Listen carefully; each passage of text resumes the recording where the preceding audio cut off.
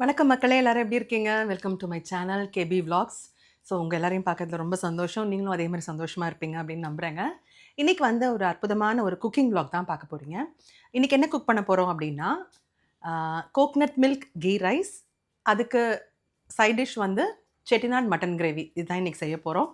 So எப்படி செய்ய போறோம்? என்னென்ன பொருள்லாம் தேவை இதுக்கு அப்படிங்கிறத நான் உங்களுக்கு முதல்ல சொல்லிடுறேன். நம்ம கோக்னட் மில்க் கீ ரைஸ வந்து நம்ம சீரக சம்பா அரிசியில தான் செய்ய போறோங்க. ஸோ சீரக சம்பா நான் இன்னைக்கு எடுத்திருக்கிறது வந்து 3 1/2 கிளாஸ் சீரக சம்பா அரிசி எடுத்திருக்கேங்க.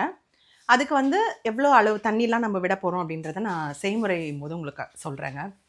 கீ ரைஸ்க்கு என்னலாம் தேவை அப்படின்னா, சீரக சம்பா அரிசி சொல்லிட்டேன். அதுக்கப்புறம் வெங்காயம், ஸ்லைஸ் பண்ண வெங்காயம். அதாவது நம்ம பிரியாணி கட் பண்ணுவோம் இல்லைங்களா? நீட்ட வாக்குல அந்த மாதிரி ஸ்லைஸ் பண்ண வெங்காயம் வேணும். பச்சை மிளகா வேணும்.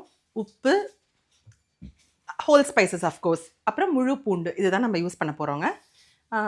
செட்டிநாட் மட்டன் கிரேவிக்கு வந்து ஒரு ஸ்பெஷல் மசாலா ஒன்று தயாரிக்க போகிறோம். அந்த மசாலாக்கு என்னெல்லாம் போட போகிறோம் அப்படின்னா, தனியா, மிளகு, சீரகம், சோம்பு, காஞ்ச மிளகா, கொஞ்சம் கல்பாசி, ஏலக்காய், கிராம்பு இதெல்லாம் தான் நம்ம இந்த ட்ரை ரோஸ்ட் பண்ணுற பொடிக்கு நம்ம போட போகிறோங்க. ஸோ எவ்வளோலாம் போடுறேன் அப்படிங்கிறத வந்து நான் செய்முறை போது உங்களுக்கு சொல்கிறேன். ஸோ ட்ரை ரோஸ்ட் பண்ணிடுறோம், அழகாக வச்சிடுறோம். இதே மாதிரி நம்ம செட்டிநாட் மட்டன் கிரேவிக்கும் வெங்காயம் எடுத்துக்கணும். இன்றைக்கி வந்து 1 கிலோ மட்டனில் நம்ம இந்த கிரேவி செய்ய போகிறோம். ஸோ அதுக்கு பெரிய வெங்காயமாக இருந்தால் ஒரு 4லேருந்து 5 வெங்காயம் எடுத்துக்கலாம். 4 வெங்காயம் சரியாக இருக்கும் பெரிய வெங்காயமாக இருந்தால். இன்றைக்கி என்கிட்ட இருக்கிறது வந்து சின்ன வெங்காயமாக இருக்குது. அதனால நான் ஒரு 7 வெங்காயம் கட் பண்ணிக்க போகிறேங்க. நம்ம கிரேவிக்கு கட் பண்ணுற மாதிரி கொஞ்சம் சின்ன சின்னதாக கட் பண்ணிக்க போகிறோம். பிரியாணிக்கு இருக்கிற மாதிரி இல்லாமல் பொரியலுக்கெலாம் கட் பண்ணுவோம் இல்லைங்களா, அந்த மாதிரி கட் பண்ணிக்க போகிறோம். ஸோ தக்காளி 2 தக்காளி யூஸ் பண்ண போகிறோம். 2 காஞ்ச மிளகா போட்டு தாளிக்க போகிறோம். அதுக்கப்புறம் மட்டன், இந்த ஹோல் கரம் மசாலா நம்ம ட்ரை ரோஸ்ட் பண்ணி நம்ம அரைக்கிறோம் இல்லையா, அந்த கரம் மசாலா பவுடர் அது மட்டும்தான் சேர்க்க போகிறோம். உப்பு, மஞ்சப்பொடி. ஏன்னா வந்து மிளகாத்தூள் நம்ம சேர்க்க போகிறதில்ல. இந்த இதுலேயே நம்ம வந்து காஞ்ச மிளகாவும் நம்ம போட்டு அரைச்சிடுறோம். ஸோ அதை மட்டும்தான் யூஸ் பண்ண போகிறோம். ஸோ எப்படி இந்த ரெசிபி ரெடி ஆகுது அப்படின்றத வாங்க பார்க்கலாம். செம்ம டேஸ்ட்டாக இருக்குங்க. ஸோ நான் செய்கிற மாதிரியே நீங்கள் செஞ்சிங்கன்னா ரொம்ப சூப்பராக வருங்க. வாங்க வீடியோக்குள்ளே போகலாம். இந்த கீ ரைஸ் வந்து நம்ம நெய்யிலே தாங்க தாளிக்க போகிறோம். ஸோ நெய் சூடானதும் அதில் வந்து ஹோல் ஸ்பைசஸ் ஆட் பண்ண போகிறோம். நெய் வந்து ஒரு 4 டேபிள் ஸ்பூன் வச்சுக்கோங்களேன். 4 டேபிள் ஸ்பூன் நெய்யில் வந்து பட்டை, கிராம்பு, ஏலக்காய், நட்சத்திர சோம்பு, அதுக்கப்புறம் பிரிஞ்சி இலை தாளிச்சிருக்கோம்.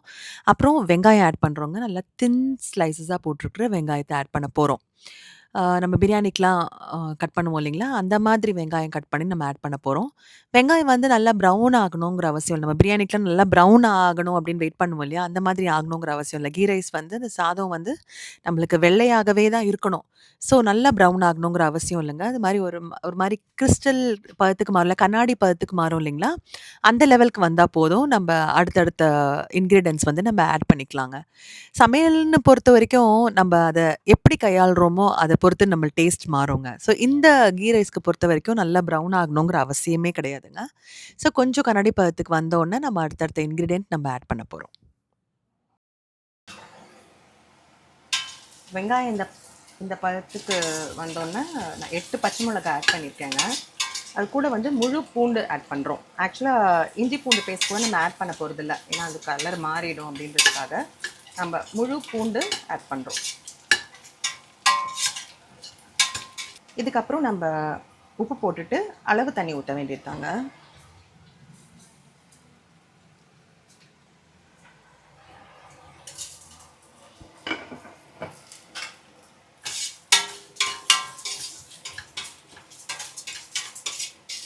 அளவு தண்ணி நம்ம தண்ணிக்கு பதில் தேங்காய் பால் தான் நம்ம விட போகிறோம். அதுக்கு முன்னாடி ஒரு முக்கியமான இன்க்ரீடியன்ட் ஆட் பண்ணோம். நம்ம வந்து புதினா கொத்தமல்லி ஆட் பண்ண போகிறோம்.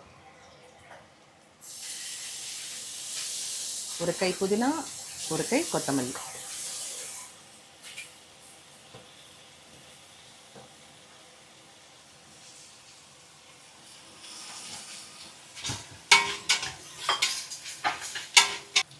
மூன்றரை கிளாஸ் அரிசி போட்டிருக்கோங்க. அதுக்கு 5.25 கிளாஸ் தண்ணி ஊற்றணும். தண்ணி இப்போ நம்ம வந்து தேங்காய் பால் விட போகிறோம்.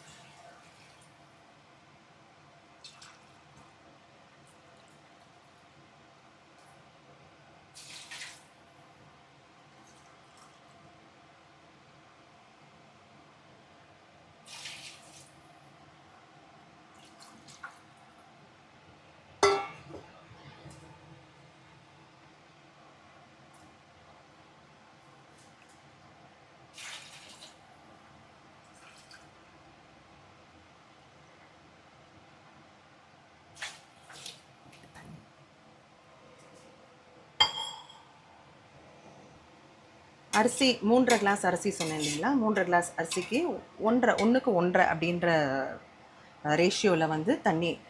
இப்போ நம்ம பிரியாணி செய்யும்போது பார்த்தீங்கன்னா, வெங்காயம், தக்காளி ஆட் பண்ணும்போது அது கொஞ்சம் தண்ணி விடும். அப்புறம் நம்ம மீட் வேறு ஆட் பண்ணும்போது அதுவும் தண்ணி விடும். ஸோ அதனால் வந்து அதிலேயே கொஞ்சம் தண்ணி விடுறதுனால நம்ம கரெக்டான ரேஷியோவில் தண்ணி விட்டால் போதும். இதுக்கு வந்து ஒரு 1/2 கிளாஸ் ஜாஸ்தி தண்ணி விட்டால் கூட தப்பு கிடையாது.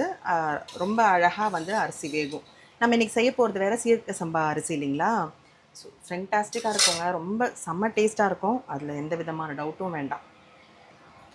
இப்போ தண்ணி ஊற்றி நம்ம வந்து அந்த தண்ணி கொதிச்சதுக்கப்புறம், அதாவது நல்லா கொதிக்கணுங்கிற அவசியம் இல்லை, லைட்டாக கொதிக்கும் போதே நம்ம அரிசி வடிகட்டி அதில் சேர்த்துடலாம். ஏன்னா நம்ம இது வந்து தேங்காய் பால் விட்டுருக்கோம் இல்லைங்களா?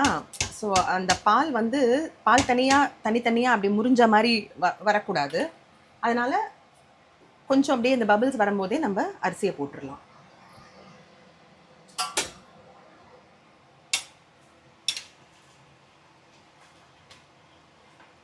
இது பார்க்கும்போதே ரொம்ப நல்லா இருக்குங்க.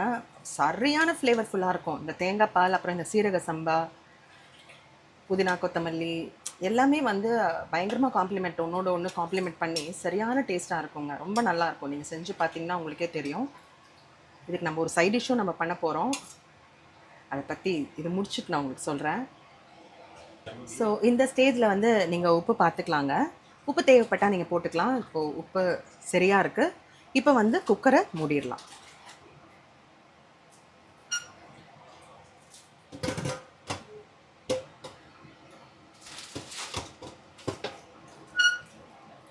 ஆக்சுவலாக நான் பிரியாணியாக இருந்தாலும் சரி, வெஜிடபிள் பிரியாணியாக இருந்தாலும் சரி, அந்த மாதிரி கீ ரைஸ் எல்லாமே நான் குக்கரில் பண்ணுவேன். ஆனால் குக்கரை வந்து ஒரு அடிகனமான பாத்திரமாக தான் நான் யூஸ் பண்ணுவேனே தவிர நான் வெயிட் போட மாட்டேங்க.